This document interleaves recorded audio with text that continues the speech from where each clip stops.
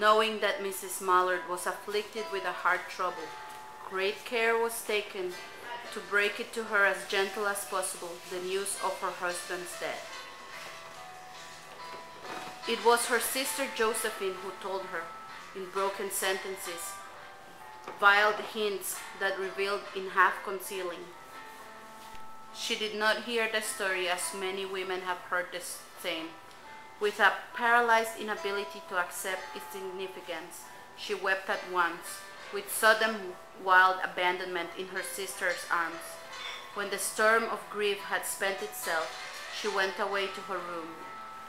Alone, she would have no one follow her. She could see in the open square before her house the tops of trees that were all quiver with the new spring life. The delicious breath of rain was in the air. In the streets below, a peddler was crying his wares. The notes of a distant song which someone was singing reached her faintly, and countless sparrows were twittering in the eaves. There were patches of blue sky showing here and there through the clouds that he met and fled above the other in the west facing her window. She sat with her head thrown back upon the cushion of the chair, quite motionless, except when a sob came upon into her throat and shook her, as a child who had cried itself to sleep continues to sob in its dreams. She was young, with a fair, calm face, whose lines bespoke repression and even a certain strength. But now there was a dull stare in her eyes, whose gaze was fixed away off yonder, on one of those patches of blue sky. It was not a glance of reflection, but rather indicated a suspicion of intelligent thought.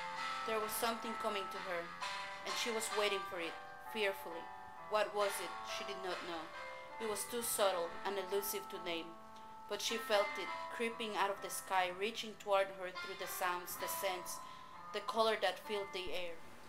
Now her bosom rose and fell tumultuously. She was beginning to recognize this thing that was approaching to possess her, and she was striving to beat it back with her will, as powerless as her two white, slender hands would have been. When she abandoned herself, a little whispered word escaped her slightly. Parted lips, she said it over and over under her breath. Free, free, free. The vacant stare and the look of terror that had followed it went from her eyes. They stayed keen and bright. Her pulses beat fast, and the coursing blood warmed and relaxed every inch of her body. She did not stop to ask if it were a monstrous joy that held her. A clear and exalted perception enabled her to dismiss the suggestion as trivial. She knew she would weep again when she saw the kind, tender hands folded in death, the face that had never looked save with love upon her, fixed and grey and dead.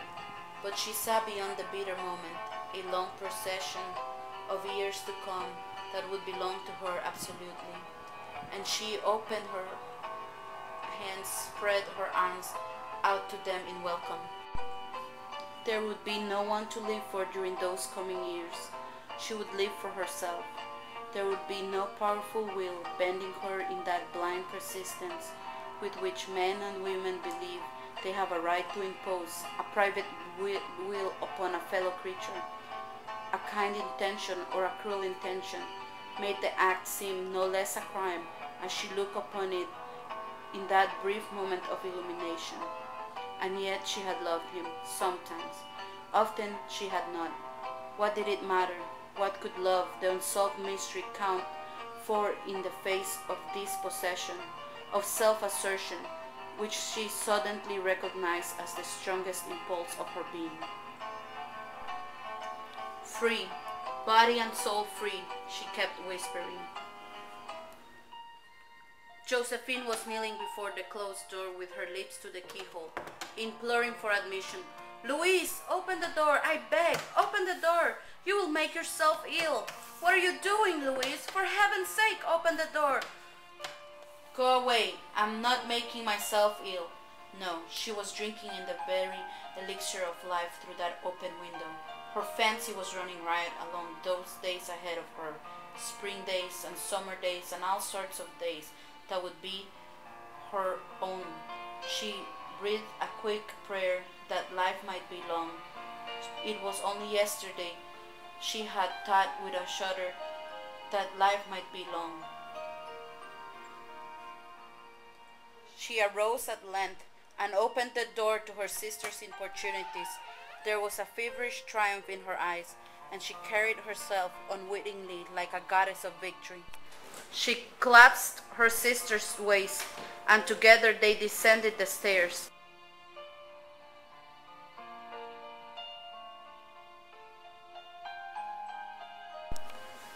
Someone was opening the front door with a latchkey. It was Brentley Mallard who entered, a little travel-stained, composedly carrying his gripsack and umbrella. He had been far from the scene of accident and did not even know there had been one. He stood amazed at Josephine's piercing cry and Richard's quick motion to screen him from the view of his wife. But Richard's was too late.